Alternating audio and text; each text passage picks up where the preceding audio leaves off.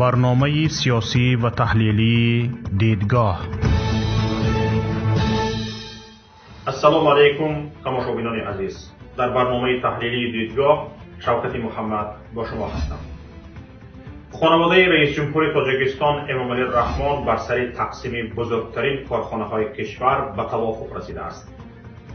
طبق این توافق دو عضو اویلا و نیروگاه آبی و برقی روغون و شرکت خالدینگی برقی تاجیک صاحب می شود. ما درک یافتیم که با دستور شخصی رئیس جمهور حکومت کشور پیشنهادی را آماده کرده است که به زودی به پارلمان فرستاده می شود و بعد انتخابات ریاست جمهوری در پارلمان بررسی می گردد. این پیشنهاد فروش دو بزرگترین کارخانه کشور است: برق تاجیک و نیروگاه آبی برقی روغون. تماشاگران عزیز، طبق اطلاعی به دست ما رسیده، در پیشنهاد حکومت تاجیکستان گفته شده است که 75% سهمیه های نیروگاه برق آبی روغون به شرکت وطنی اویستا گروه فروخته شود. هدف از این دادوگریفت تامین مالی نیروگاه و سرعت بخشیدن به ساختمان آن عنوان می شود. قیمت این معامله هنوز معلوم نیست، ولی تخمین زده می شود ساختمان اصلی کشور که سالهاست از بودجه کشور یعنی کیسه مردم مبلغ گذاری می شود به یک قیمت ناچیزه به شرکت وطنی به شرکت اولادی فروخته می شود. باید گفت که اویستا گروه به رستم امامعلی تعلق دارد و از جانب برادران میرزایف‌ها که خردی آنها خورشید همصنف رستم امامعلی است اداره می شود. این شرکت تازه وارد بیزنس انرژتیکی نشده است.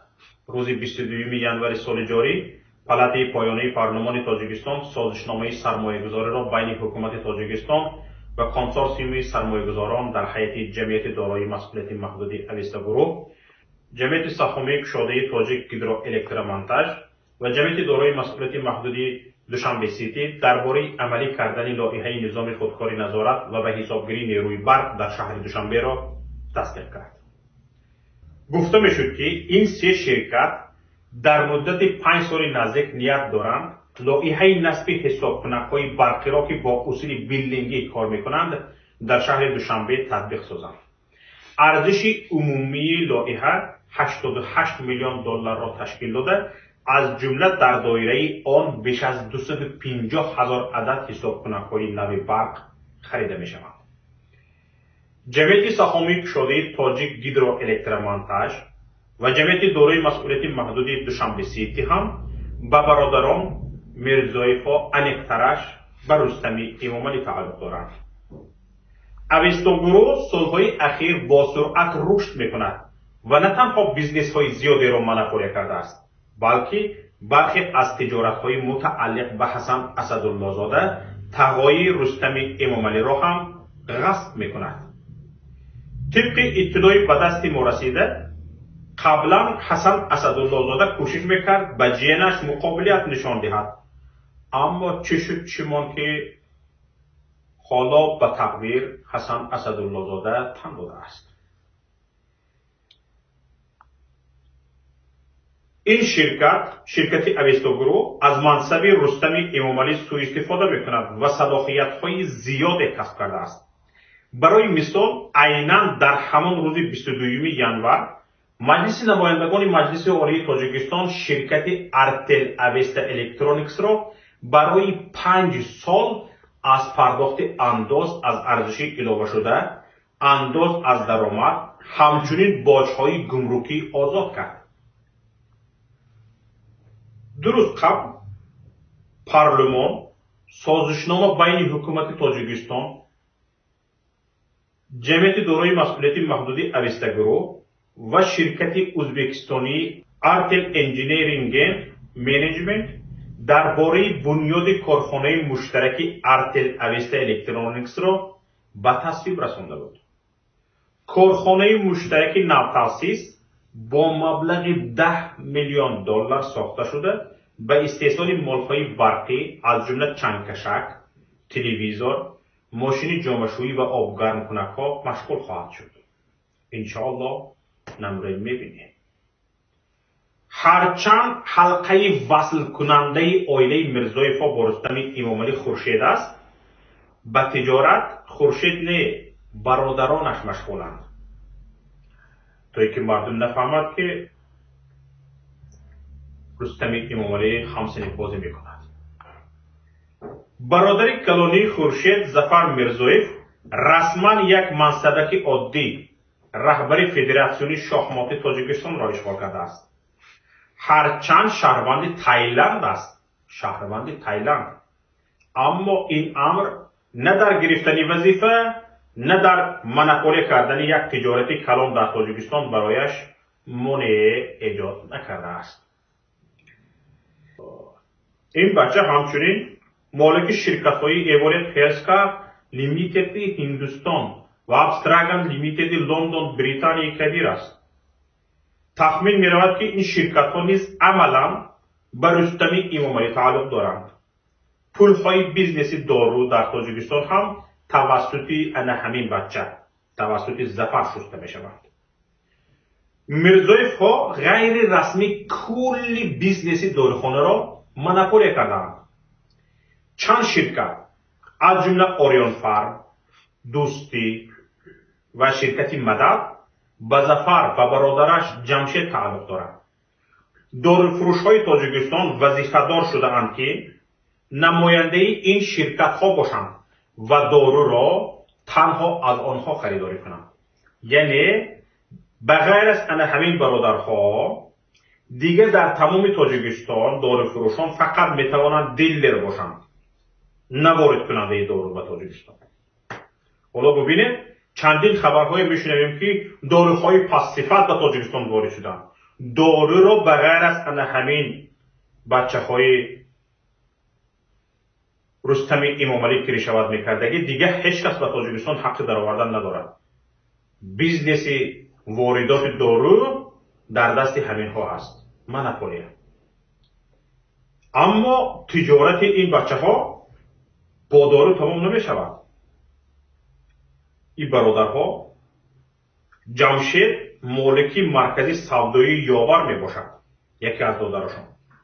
همچنین جمشید نماینده هیوندای در تاجیکستان است. یکی برادر دیگرشان محمد میرزایف مالک شرکت ساختمانی سترای سرویس و نماینده زواد اتوبوس براری ترکیه اکیه می باشد. برادر دیگری آنها الهام میرزایف مالک شرکت های ابستراگان هولدینگ لیمیتد و سپید مدیکال التدی تاجیکستان است و در دو شرکت فوق الذکر یولت هرسکا لیمیتد هندوستان و ابستراگان لیمیتد لندن سهم دارد. ماه آگوست سال گذشته اویستا گروه با شرکت امامعلی رحمان و قیچیش کارخانه استحصال آبهای گازناک را به کار انداخت که حالا با سرعت موقع کارخانه های دیگری رقیبش را تنگ میکند. ماه اکتبر سال گذشته با دستور خود رستم امامعلی حتی رکلامه کوکاکولا در تلویزیون تاجیکستان ممنوع شد. رستم امامعلی همچنین محصولات خوراکواری به دوشنبه را وارداتش را منپولی کرده به بیزنس شخصیش تبدیل داده است و از پس منپولی کنی نقلیات جمعیتی در دوشنبه است. ظاهرا اشتهای بزرگ رستم امامعلی را این همه بیزنس ها قانع نکردند و حالا نیت دارد صاحبی بزرگترین و استراتژیک ترین کارخانه کشور نیروگاه آبی و برقی روغون شود. طبق اطلاع منبع ما قرار است شرکت هلدینگی برقی تاجیک به داماد ارکه‌ای رئیس جمهور شمس‌الله صاحب افتاده شود. تماشابینان عزیز، همگان می‌دانیم که برقی تاجیک قرضدارترین شرکت تاجیکستان است که قرضش نزدیک به 2 میلیارد دلار می باشد. طبق پیشنهاد آماده کرده حکومت قرار است قرض شرکت هلدینگی حالا دولتی یعنی شرکت برق تاجیک به دوش دولت گذاشته شده، آن بدون قرض به شمس‌الله صاحبروف تسلیم شود. یعنی این داماد ارکه گفته است که شرکت برق تاجیک را به من میدهید اما قرضهایش را خودتان میدهید. دامادوره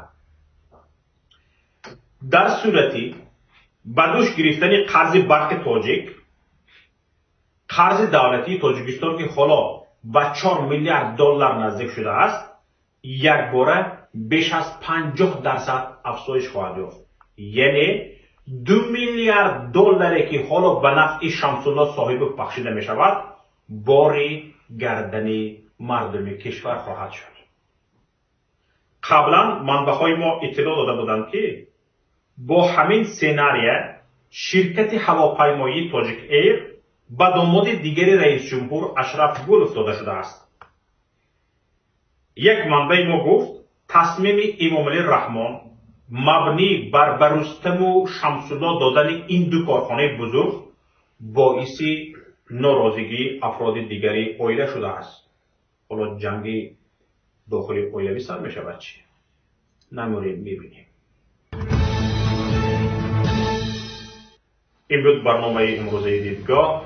برای پیگیری بیشتر از برنامه ما لطفاً به شبکه یوتیوبی پیام تیوی و کانال تلگرامی ما آبونه شوید. در کانال تلگرامی ما دوام روز برچسب تمام مطلب‌های پایگاه اطلاعاتی پیام نت، برنامه‌های ویدیویی کانال یوتیوبی پیام تیوی، برنامه‌های رادیویی پیام گذاشته می‌شوند. همچنین در رادیوی پیام دوام روز هر نیم ساعت با زبان تاجیکی و روسی از رویدادهای تاجیکستان و جهان خبر داده می شود. چندین برنامه‌های سیاسی، اجتماعی و فرهنگی نیز در رادیوی پیام پخش می شوند که امیدواریم پسند شما می گردد. ضمیمه رادیوی پیام هم برای تلفن‌های هوشمند اندروید و هم آیفون در پلی مارکت و اپ استور قابل دریافت و نصب است. خیر تا روز دیگر. السلام علیکم و رحمت الله.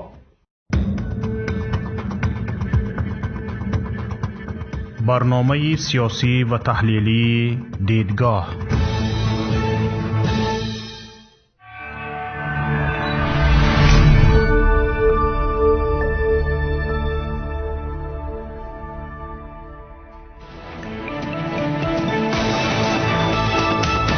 رادیوی پیام در فضای سیاست صدای جدید. رادیوی پیام علم، فرهنگ، نوید. رادیوی پیام مشورت، بحث، گفت و شنید. در تمام دنیا روی رسانه اینترنتی رادیو پیام .net